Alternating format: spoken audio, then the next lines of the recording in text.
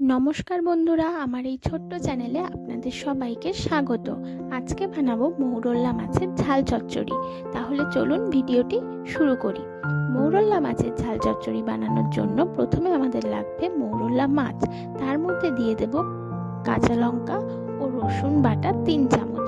তার মধ্যে একে একে দিয়ে দেব পেঁয়াজ কুচি, টমেটো কুচি, সামান্য লঙ্কার গুঁড়ো, নুন, হলুদ গুঁড়ো ও সামান্য কাঁচা তেল দিয়ে ভালোভাবে মাছটাকে ম্যারিনেট করে রেখে দেব কিছুক্ষণ।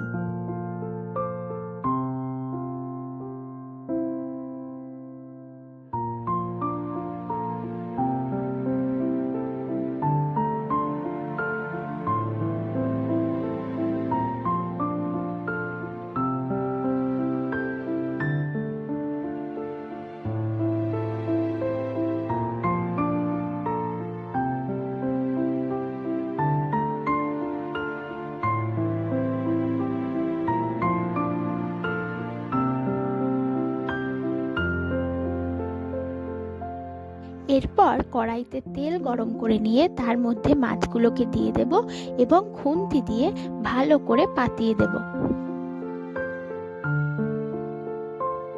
পর দিয়ে দেব অল্প পরিমাণে জল, তা না হলে মাছগুলি কড়াইতে লেগে যেতে পারে, এবং খানিকক্ষণ হতে দেব।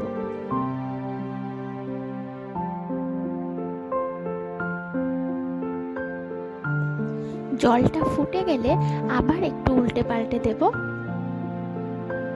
তারপর যখন জলটা পুরোটা শুকিয়ে যাবে ও তেল ছেড়ে দেবে মাছটার থেকে, তখন আস্তে আস্তে একটু নেড়ে চেড়ে নামিয়ে নিলে মৌরলা মাছের ঝাল চচ্চড়ি রেডি।